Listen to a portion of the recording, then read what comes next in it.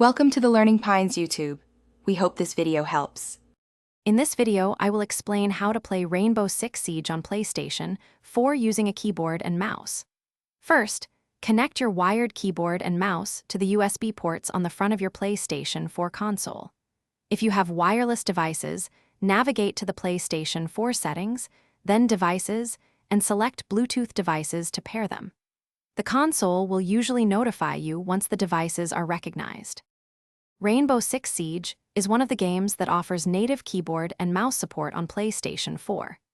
This means you can often plug in your devices and play without needing extra hardware. However, some players use third-party adapters, like a XIM Apex, to use keyboard and mouse in games without native support. Be aware that using these adapters can sometimes lead to input delay and may be against a game's terms of service. Once your keyboard and mouse are connected, dive into Rainbow Six Siege in Game Options menu. Here, you can customize various settings to optimize your gameplay. Adjust your mouse sensitivity and acceleration to find what feels most comfortable for precise aiming. You can also remap keybinds for different actions, ensuring your most used commands are easily accessible. Take some time to experiment and fine-tune these settings to match your personal playstyle.